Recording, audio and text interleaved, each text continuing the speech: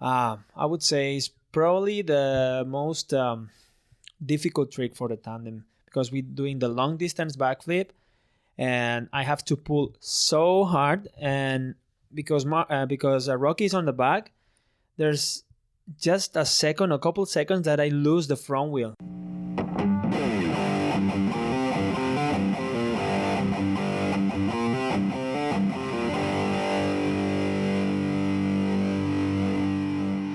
Well, we're back. The show hasn't been cut yet after that first episode with Sheeny, and I've been blown away by how many people have sent messages and commented on that first episode. Actually, I'm blown away that you all took the time to listen in the first place, so thank you all very much. If you're new here, I'm Steve Sommerfeld, and I'm the host of this new Freestyle Moto podcast, where I'll grab as many riders and anyone else that may have an interesting story and get their take on the sport, the scene, or the lifestyle. If you haven't already, please hit the subscribe button within your podcast player. And if you're listening through a decent player, you might even be able to give it a 5-star rating if you think it's worth it. And it definitely helps in this crazy world of search algorithms and whatnot. This was actually the very first interview I made for the Riders Lounge podcast. Even though I released Sheeny's first, this one took a little bit more work because I made some mistakes with the recording. And I'm stoked Antonio Navas took the time, and it was about 1 hour before the Night of the Jumps pit party in Berlin, so we really rushed to get this one done, and he was happy to be the test dummy, knowing full well anything could go wrong and we would have to do it again later. I did find maybe I had the gain up a little bit too much, so you can hear some clicks and bumps and pops, but hey, it's all a learning curve, and I'm just surprised I even pressed the record button and I got that right. I want to thank my personal sponsors, Lakes Networking, who can set you up with your home office just like mine here, where I get to work in my pajamas all day long. Custom MX Graphics, MotorX Oils, GB Orthopedics, TCX Boots, who actually also sponsor Navas, so I know his ankles are just as protected as mine. DEP Pipes, Race Effects, Pat Bowden's PB Creative for the awesome logo design, and Adam Jones for the chunky guitar riffs. And actually, if you want to while the days away strumming your guitar like Jones does between shows, you can learn everything there is from at least the most musically gifted person I know, and one of my best mates, Ryan Wyatt. Jump on YouTube and check out High Point Music for his online guitar lessons, and thanks to Ryan for the new music he sourced for this new podcast. The Riders Lounge podcast is also supported by Rot House, Tannen Zapfler, alcohol-free beer. For me, there is no other alcohol-free beer that tastes anything like the real deal. And thanks to the Rothaus Tannen Zapfler for their one-of-a-kind de-alcoholization process, which was developed just for Rothaus in the Black Forest region of Germany. And while I love the taste, it's also the technical side to brewing beer which gets me just as excited. If you want to watch the best FMX riders in the world competing at the World Championships or the Freestyle of Nations, jump on Night of the Jumps website and grab your tickets for a city nearest to you as they celebrate the 20th season of freestyle motocross competition, and we'll see you at one of the rounds of competition somewhere in the world in 2020. And now it's time for the subject of this episode. He has his own career in FMX. He runs the Yates FMX team. There's the motocross and the freestyle motocross park in the Spanish city of Lleida, where all the European riders go during winter, where everything else is covered in snow. And he's also that little devil on many riders' shoulders, convincing them to do crazy new tricks. He's an ideas man, and he loves a good harebrained scheme like the rest of us. And he's even dropped an exclusive later on in this podcast about his Freestyle Zombies show. So I hope you enjoy this new episode with Antonio Navas.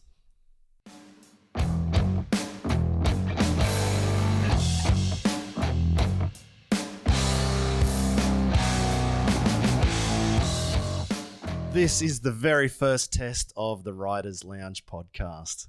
We've got Antonio Navas here. We've got the cameraman, actually. So nobody knows about this yet. And we're just running it. I don't know if this equipment works. I just bought it a couple of days ago. I've got the little video camera tripod thing here ready to go. Let's see what happens. Antonio Navas, we are here in Berlin and about to do Night of the Jumps, the very first Night of the Jumps in 2020. It's our 20th season. Is this your first time ever riding at Night of the Jumps? Yes, exactly. We were really excited when we got that phone call that we were invited to come a night of the jumps, and well, a little sad because we're here because Danny Torres had a small crash and he injured his knee. Hopefully nothing too bad, but at the same time, motivated to do this event. Yeah, exactly. Like I'd love to say, how does it feel to make history? Because we haven't done it yet. We haven't got to the night. We're only about 2 hours before the very first event. You've just finished training though. How was training? Insane. Setup is perfect. When it's always dirt, and especially the dirt here is soft, and the ramp we felt really really good. For the tandem, we need smoother ramp.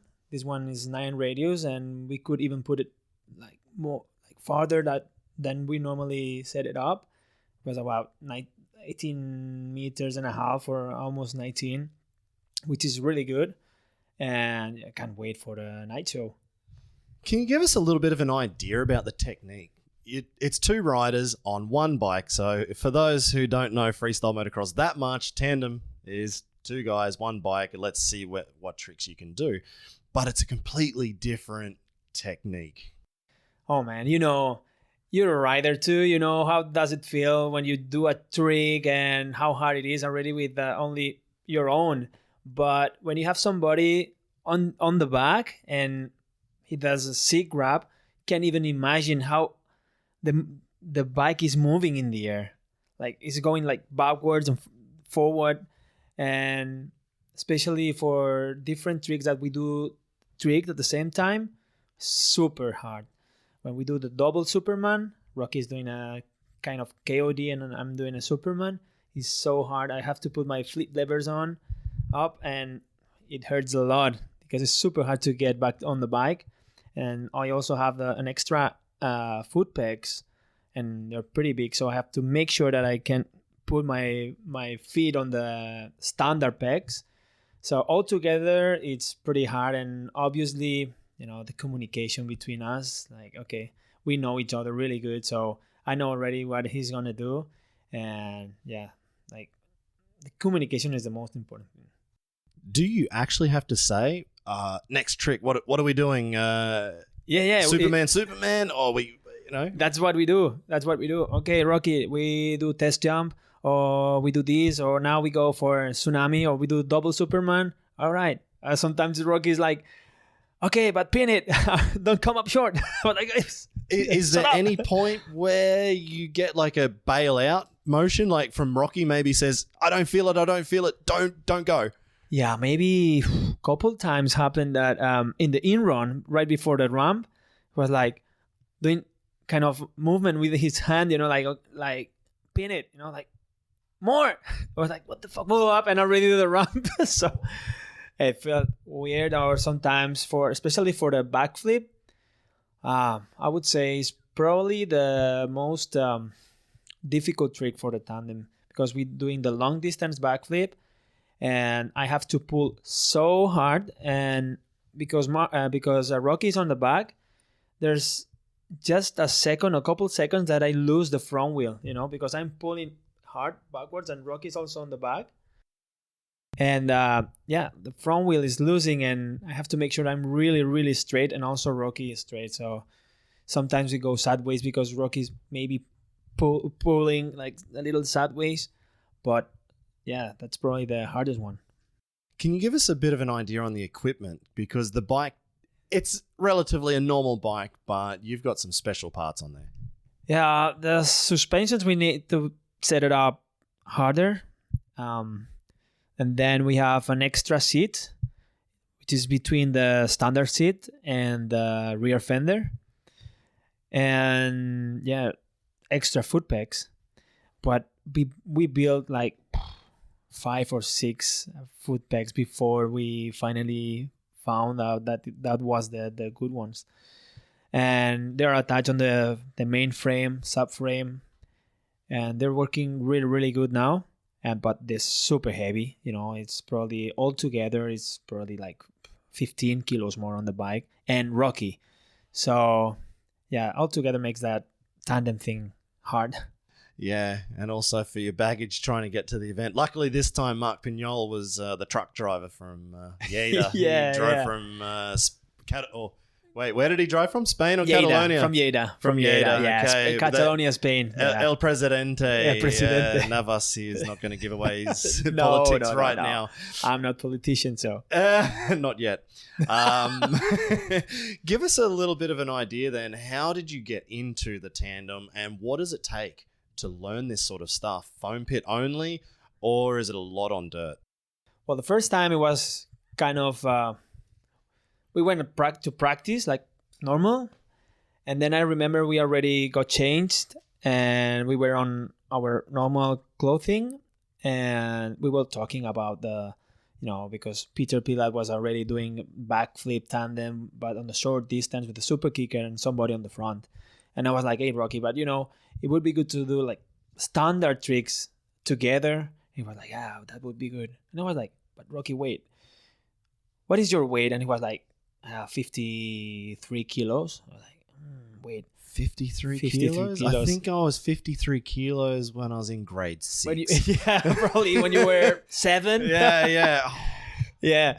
And then, I had my bike was loaded in the van and his bike was not. So I was like, okay, let's try your bike, but no helmet, nothing. And we were riding Sounds safe. No. We were just riding, like around in the park, and it felt pretty good.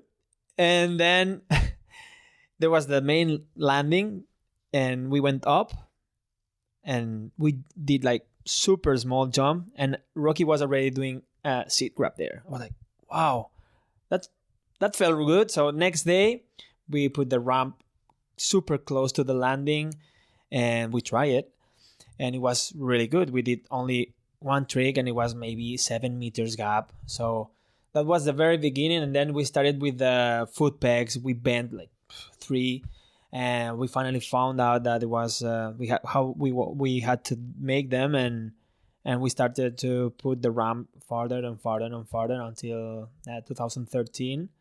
And we did our first show and it was absolutely insane. No, it sounds awesome. Like watching it today in training, I've seen it before. I've seen it in shows.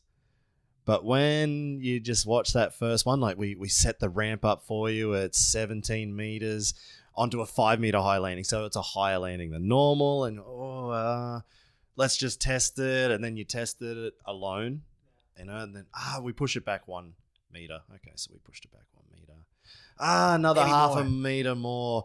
Yeah, Rocky was like, are you sure? Yeah, 100%. Don't worry. Really? Yes. And and then when Rocky jumped on after you did what, maybe 10 checks in the end, okay, Rocky's on now.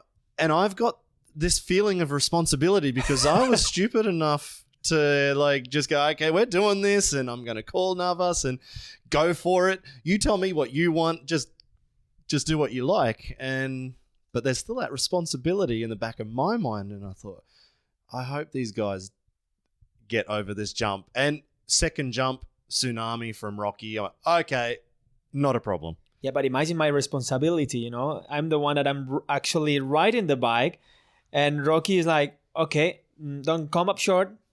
And, I have to really, like I said before, really focus and also thinking on Rocky, like, okay, don't move at all. Stay there. And yeah, it was fun. So where did it all start for you? Where did freestyle motocross start? Firstly, how old are you now? Because you're doing some. How old are you? Big tricks. Don't ask me. I'm the old guy, but you actually. No, I think I'm older than you. I'm 35. I'm 36. Not so bad. 1983, so I'm turning 37 this year. But yeah, feeling good, feeling young. So I'm actually feeling young, but I already have 2 daughters, and that makes a little the mindset. It's different, But yeah, I still have motivation for the shows. I love dirt bikes, and I think I will never quit riding. Maybe freestyle, but not dirt bikes. So how did it started? My very first dirt bike, I got it when I was 9. And, my dad, my family bought it. And we started doing some races, and Spanish Championship and Catalonian Championship, and yeah, it was a good time. But there's at one point when you have a level, then you have to buy 2 bikes and do that preparations, and it turns a lot of money. And then my dad was like, hey, there's nothing we can do. I know you have the level, but it's over.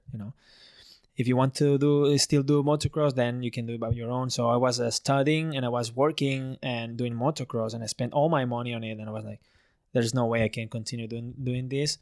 So at the same time, I was riding freestyle for fun with friends. We bought a ramp and we put it on somewhere with a landing there, and then somebody called me to do a show, and that's how I started.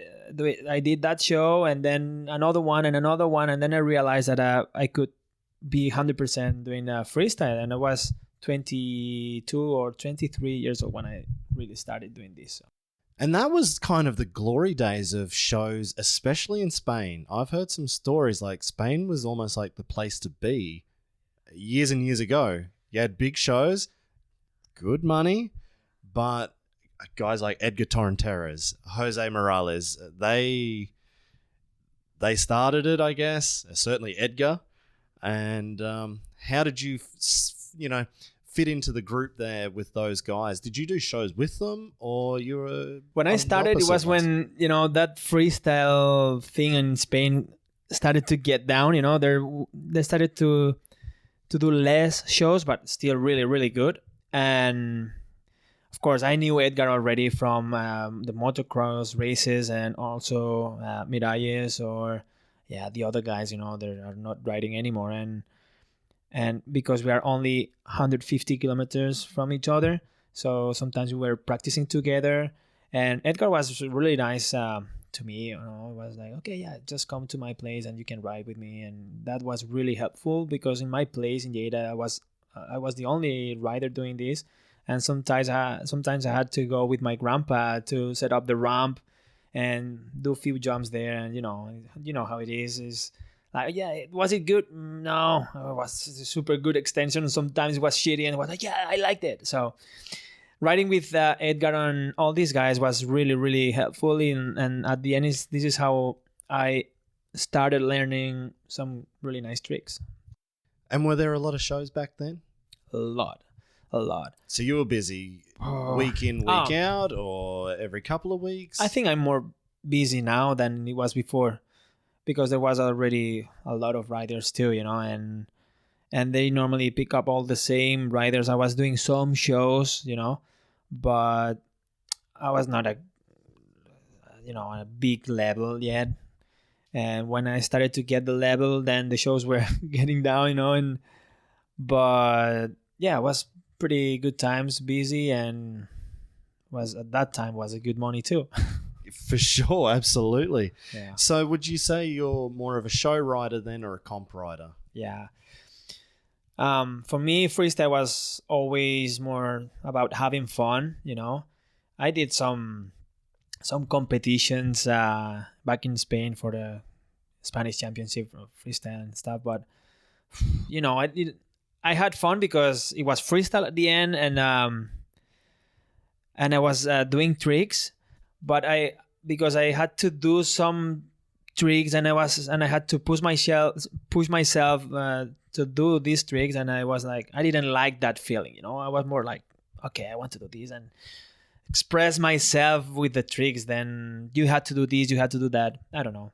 That was my feeling back in the days, and I still have that thing. But freestyle was born just for, I think, for that fun mood. Like I was telling before, I'm just gonna take my dirt bike, do some jumps, and express myself with the dirt bike.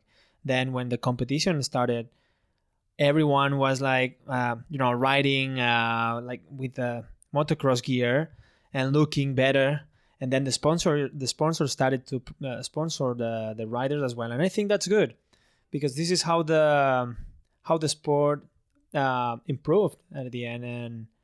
And as you said, it's also important for the sport, because then you see more tricks. If the competition would be done, I think the freestyle, I think the tricks would be like not gone, but maybe not that improvement that you see nowadays. Yeah, exactly. Actually, it's funny that you say about, you know, that transition from when it was like Metal Militia days and everybody was badass and they were doing everything, and Brian Deegan and shirtless, even without the knee pads and nothing. Yeah, just go for it. I started just with shorts. Yeah, me too. I had boots that looked like rubber, like gum boots almost. They were so bad, and the worst helmet you could possibly buy. Sorry, I know you're sponsored, but you remember 20 years ago, like it was I can't remember the name of it, but it was so light. I'm like, oh dear, but whatever. It was all the money I put into it. Freestyle, man. But Freestyle. I was looking for my LBZ baggy sponsor. Baggy pants. Yeah, I needed pants to do my first comp, and I found this pair of blue baggies. So I looked like Clifford Adotante. Yeah, that was so good. I never got that sponsor. Damn. What do you think? Do you think that it's gonna come back again? This scene, like not like the militia things, but like more underground. Hey, I'm asking you the questions. Yeah, but I also want to. I'm also interested in what you think about that. I don't know. As a writer, I thought I was asking you the questions here. No, I think there has to be some more character. Yeah. I feel the character in the sport has been lost. Like Metal Militia, the good guy Travis Pastrana, Doug Punk Rock Parsons, and Mad Mike Jones, Sure. those kind of guys, and it's not really there like it was back then. But then if you did that now, is that just cheesy? You think so? I think it's kind of doing this transition again. I don't know. I have this feeling, Yeah. Because you see some young riders doing the sport because they like it, because there's not too much money now, not too many shows, so that means that they do it because they loved it. Yeah. They don't really care about getting sponsors nowadays at the moment, so they do just do this, do maybe shirtless or something like this. They don't really care about that. It's almost got to that point, I think, where they actually can go back and do what they want, and I think well, at least when I've sort of finished now, but in that last 10 years, it was like you try and be as professional as possible, and you have to say the right thing. I really hope we can go back to just saying whatever the hell you want. And this is the no bullshit podcast, so I'm going to say whatever I want, really. So that's good. Let's start it. Yeah, but I think almost everyone believes that, like even me, you ask Libor or other riders, they are like wishing to get the old days back, Yeah. Also, I don't know, Ronaldo or some other guys too. Ronaldo would be the perfect example. Exactly. Like, he does not give a shit. Exactly. It's like he wants to do his best, but if it's not how he wants to do it, he's not interested. That's a big call for him. Like, he's turned down doing some big comps because he's like, I'm not into it. So I'm going to go do what I want to do. And then he went out and did a body varial backflip and destroyed everything. And actually I was talking to him about that 3 or 4 years ago. I was on my way down to Spain to Jaén to do a show, and I stopped in at David's house just to stay for the night to break up the drive. And he's like, oh yeah, backflip with a body varial. Yeah, that's so stupid. Nobody will do it. No way. And then I interviewed him, actually. So skip the story. He won X Games. He did the trick, blew everybody's mind. And he said, you were part of the story of him actually considering it in the dressing rooms at some show. And you and maybe Pat Bowden were talking about it. And he was listening in the background. I just did the story for ADB magazine. Yeah, because Australia. With Mark, like maybe 4 years ago, he was like, I would like to do this, would like to do that. And I was like, can you imagine a backflip with Cali roll? Oh yeah, I think I can do that. But Mark was doing the Cali roll, doing side saddle and his hand on the grab, and I think that's not a good way to do it. So then with David, I was like, because he was talking about doing new trick. I have a new trick, and I was like, What kind of trick? I cannot tell you. And I was like, you know what you should do? Backflip Cali roll. Oh, hey, you do Cali roll like nothing, super fast, and I think you could do it. Maybe. So he started thinking about that on the double flip ramp, and then 2 weeks later, I was like, hey, I already tried it, and man, it was not so bad. And then he showed me the video, and it was like, hey, you got it, man, you got it. Exactly. So you were part of that history of a brand new trick of. I'm not going to say I started. He actually came up with it. Like when I was talking 4 years ago, and he's like, "Oh yeah, but that's never ever going to happen. Let's talk about the next thing." But then, you see, somebody had to convince him. Exactly, you were in the right place at the right time. Yeah. So let's have a look now at the lightest team. I know the town is called Lleida. I've had to learn this over my many times coming to Spain and saying your town wrong. It's spelt Lleida. And as an English-speaking person, I would say Lleida. Lleida, yeah. Lleida, yeah. But it's Lleida. Lleida, yeah. How do you say your team name? Lleides. But Lleides is a funny way to say we are from Lleida, you know. People from Barcelona or from the other places around Catalonia, they call us Lleides because we use more, it's our slang. We use more that E tone instead of A. So Lleides is like we are from Lleida. That's it. Okay, easy. And so then with your ragtag team of Mark Pignol and Rocky Florenza, your younger brother, who's now getting to freestyle. Yeah, and also Raiko, which is riding pretty good right now too. So you've got a nice little team there. Yeah. You've built a hell of a compound. I'm so stoked I got to ride there. Not in the mornings. Because the sun right in the front. Oh, man, I cannot ride. Oh, come on. We were riding all day long and all the morning with the sun there. And then since then, we realized we cannot ride in the morning. There you go. So I'm sorry about that. So just to let you know, just try and paint the picture here. I turned up to the Lleides compound and they've got perfect concrete run-ups. The ramps are sitting perfect. The landing's nice. And Mark said, we have to go ride early in the morning because it's going to get windy at lunchtime. Early in the morning. I hate riding in the morning. Yeah, true. You were telling me. Afternoon only, really. Okay, I'll do it. And I turned up there and there is basically like a cliff edge in front, directly in the line of sight from the ramp to the landing, the cliff edge, and the sun comes straight up above this cliff edge directly in your eyes. But that's only 8, 9 in the morning probably. Yeah, and I had to be there at like 7 to get ready. Come on, Steve.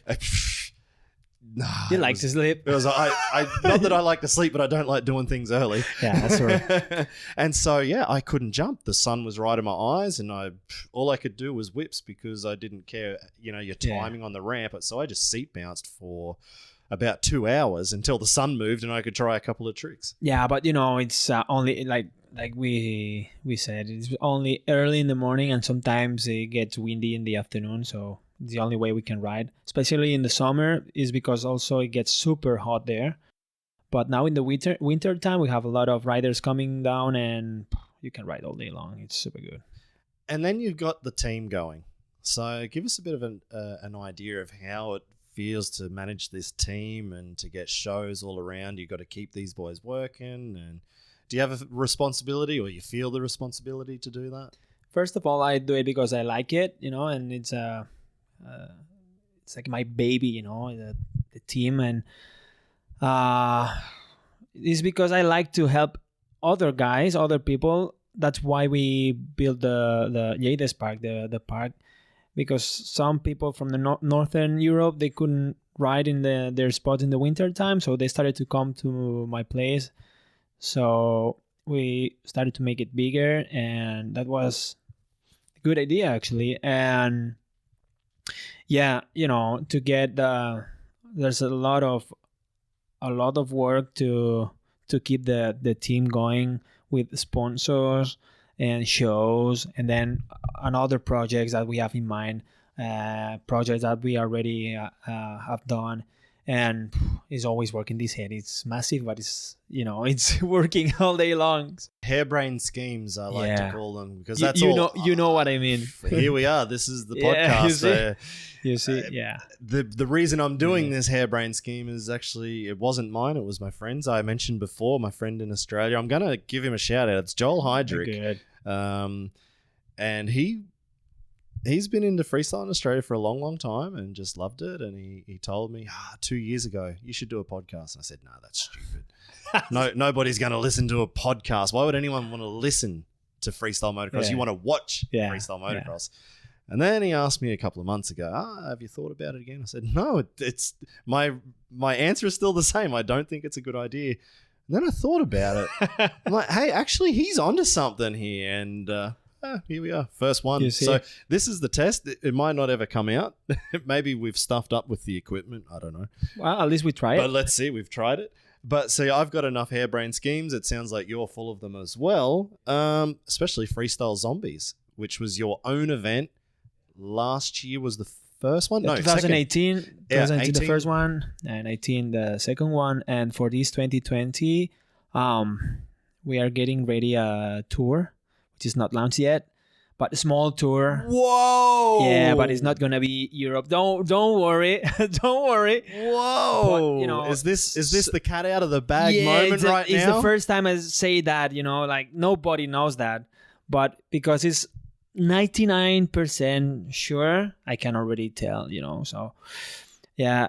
Excited because we Mark and I had this idea going back home from a show, and we worked for 2 years, and you know, when it's done and you see that result is insane. And this last 2019, the second show we did, it was absolutely great. You know, like I really liked it. It's a massive work, like massive for the last 6 months working on it, but at the end it's worth it. You know, it's super good. So we're gonna do this small tour, and yeah, looking forward to see what the future brings. Man, good luck. Like I love seeing that the footage that came out of it. It's your own event, put on by the riders for the riders. It did look awesome. So congratulations. But we do everything. So I do even the design of the poster, flyers. I do everything. The music.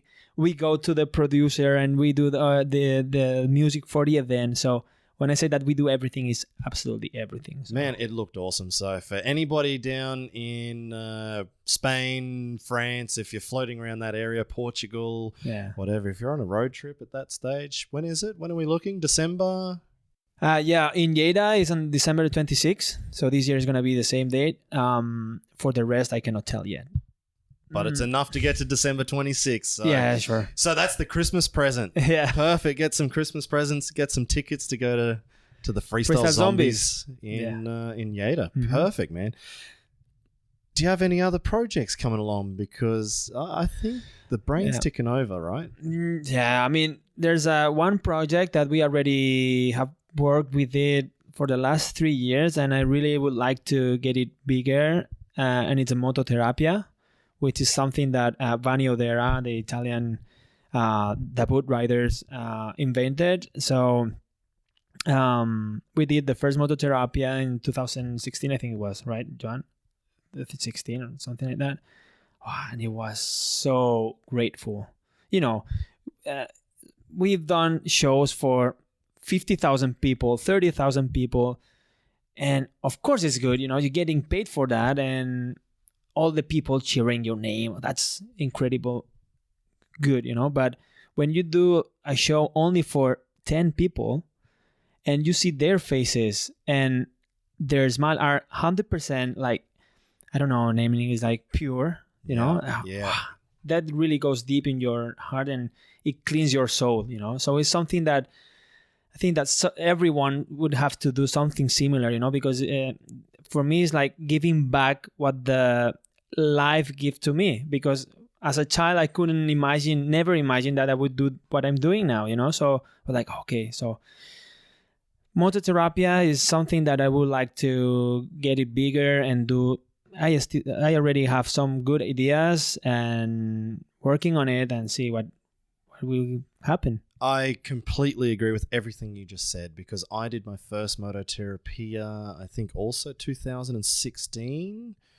I was in Russia, in Moscow, at the ProRiv show, and Vanny Odera was there. Kolesnikov, probably. With Alexei Kolesnikov. And so they organized this Mototerapia, and I saw some pictures the year before, and I was like, oh, that's cool. And they asked if I wanted to join in and help. And why not? Tell me what I need to do. And exactly what you said. You can ride in front of 90,000 people, and it's unbelievable, and the atmosphere is electric. Or a smaller show, it's awesome. The people are on and feel like they're right on top of you and watching every trick.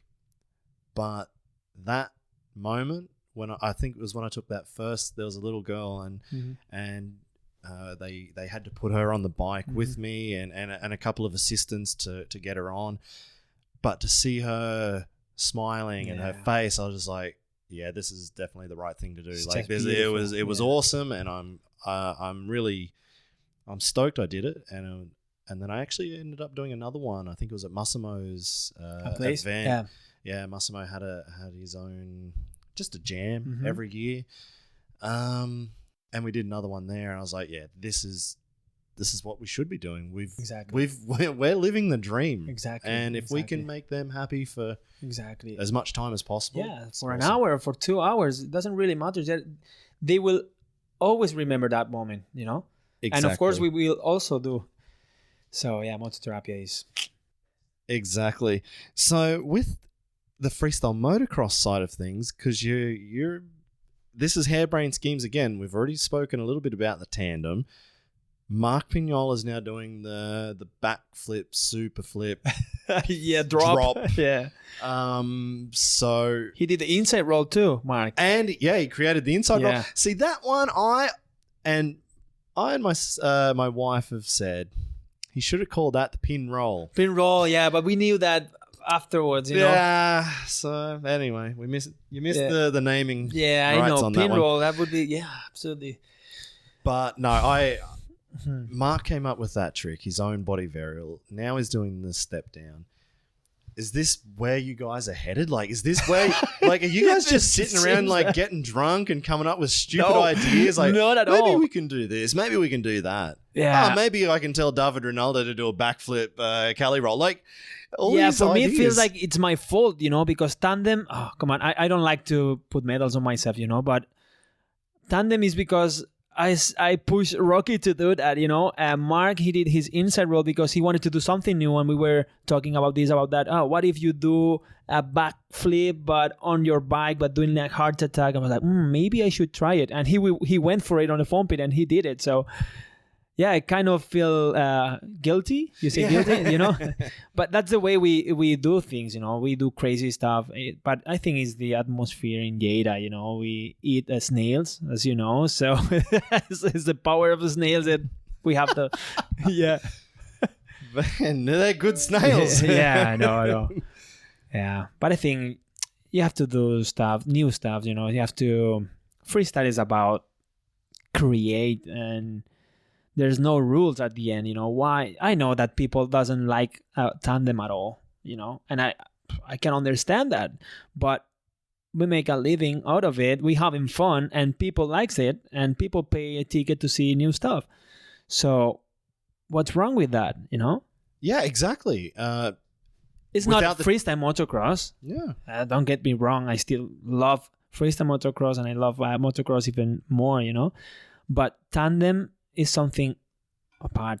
It's like show. How do you say show part? Like it's the sideshow act, exactly. Basically, exactly. And without that, you wouldn't be here this weekend at Night of the Jumps. That was, we were looking for something. Danny came off the bike, and that sucks. I really hope his knee is not too bad. So too. And it's like, well, actually, let's try and make history this weekend. Let's go, because I'm always thinking of stupid ideas as well. I thought, let's invite Navas and Rocky, and let's see if we can have the very first tandem FMX run in a freestyle Yeah. competition. So tonight, this will be history with Tandem. Can't wait for that, really, because it was always something missing there. Being in the night of the jumps, and being night of the jumps with Tandem, it's even better. So, well, let's see what's gonna happen. Exactly. Well, it's not like I'm going to blow the secret, because by the time this comes out, it's going to be weeks away, of course, for sure. So everybody's seen that you've made history. You do, let's say, the Superman, but basically it's a tsunami where Rocky's hanging off the back of you. You've got some other upright tricks. Just explain them. Yeah, we have a sick grab. Rocky does a sick grab, and I do a Cordova. Then, he does double grab. I do no hands, and then that we call it inside varial, which is when we swipe position. We change swap positions in the air.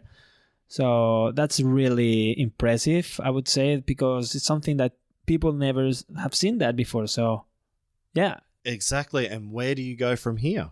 Where to in the future for Tandem, at least, and then for Antonio Navas? Yeah, I'm gonna turn 37 in May, so I don't feel that I have that motivation to learn new tricks, because I already have a lot of projects in mind, and Freestyle Zombies, Mototherapy, and other stuff, taking care about the park, the team, and so on. So, but we are always thinking on do something new, especially with the Tandem. So on the next weeks, we're going to try something in the foam pit and see if it works. If it works in the foam pit, that maybe we do it to dirt. So really looking forward to it too. So you've got something already in mind? Yeah, we have something in mind. We tried it in 2015 and it worked, but never did it to dirt. So I think it's time to give it a try. One last shot before you get too old. Yeah. I don't want to put the pressure on, but I'm in the same position, so I can say it, and it doesn't matter. We have here Joan, just a friend that I know him from since we were maybe, I don't know, 20 when I started doing freestyle or whatever. And yeah, he's filming this year because we want to do a documentary. Because I tell him, hey, I'm 30. I will be 37 in 2 months, and I don't know if I can still ride in next year or 2 years. So I want to have something, for me when I get old to see that documentary. See, oh, look, that was good times. It's because I have nothing, only videos, of course, in YouTube or pictures, thousands of pictures, But I want to have something like really, really deep, I wish I learnt this lesson but before I had my crash. Come on, you're only 35. You said I'm only 35, but my hip feels like 95. So I wish I. By my foot too. I have. Yeah, I'm broken from foot, and already. You're also freestyle, or you are still a rider, I would say, no? I'm still a rider. I'm not riding freestyle right now. But we had this conversation last night, actually, just to let you guys know. Don't put the ramp on 8 meters. Just put it 21 straight away. I told Navas last night, actually, that I put the ramp that I've been jumping for the last 5 years at Fabian Balzac's house, put it into 8 meters or 10 meters, basically as close as it could get to the landing. I don't think you can get it any closer. I couldn't, and I chickened out. And then when I thought I was going to do it and I was going to finally psych up and jump, because I thought 8 meters, the 8 meter part's not the problem. I was like, if I over jump this, there's broken wrists and But ankles. how can you over jump 8 meters? Like easy. I mean, it's easy. Not bad, but But if but even though if you over jump, you're not gonna hit it like 21. Would you? I don't know. That's the problem. I didn't know. I was like, I haven't jumped a ramp in 2 years. Okay, but then you go to Red Bull dirt diggers and you jump like huge dirt jumps, 24 meters gap. Yeah, and do it easy. Easy. Yeah, I understand that. I understand it. And then Fabi crashed, so that was the end of that. And then we're in winter, and that's it. So this year I'll have to jump ramps again. So no, thank you very much. you're going to have a little siesta now. It's only about an hour until you have to go back for the pit party. Showtime. And go and create history tonight. So Will do. Good luck, man. Good luck to you and Rocky.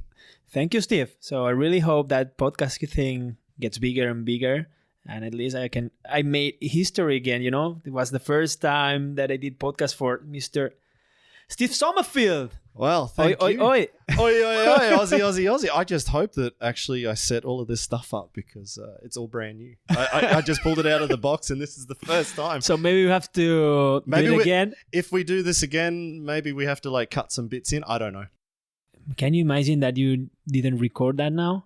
I checked this about 5 times to make sure that little red dot was on. And actually at the start, I thought I lost your voice, so maybe I did. I don't know. But hang on. Now I'm going to put the earplugs in to this. So. Because normally at Night of the Jumps, I'm just the guy that stands in front of the camera and talks. I don't know about You're doing it really good. I was like, wow. Yeah, I'm the... You do everything. You can do everything. Yeah, I just stand in front and just talk. I don't need to know about the technical stuff. But you can talk really nicely, you know? Thank you very much. Yeah, it's not my English. Yeah, I'm no DJ Barbecue or Troy Mannering. No, you know, those guys are there. They've got the voice. But no, thank you very much. And hopefully this thing works. And this is the very first Riders Lounge podcast. Thank you. Adios. Thanks for tuning into this interview with Antonio Navas, who has definitely done his part to continue pushing freestyle motocross from Spain and bringing new things to the sport. Of course, we couldn't do this without the refreshing help from Germany's Rothaus Brewery. Whether you like the flavour of pills or wheat beer, Rothaus Brewery has the best alcohol-free beer option for you. What's the difference, you might ask? Well, the Pils is more like your standard crisp beer, and the Weizen, which means wheat in German, is the cloudier, more full-bodied style of beer with those fruity undertones. The Tannen Zapfler alcohol-free beer and the Weizen Zapfler alcohol-free beers are the 2 best options after a big day of riding, or better yet for us here at the Riders Lounge podcast to keep hydrated throughout this entire interview. You can find more information on rothaus.de. If you haven't already, please subscribe to this podcast in whatever platform you're listening to it on and give it a nice big 5-star rating. Make sure you check out our Instagram, Facebook, and YouTube channels for special content and behind-the-scenes videos and photos. I'm just getting the next episode ready now, so we'll see you here again very soon for another episode of Riders Lounge Podcast.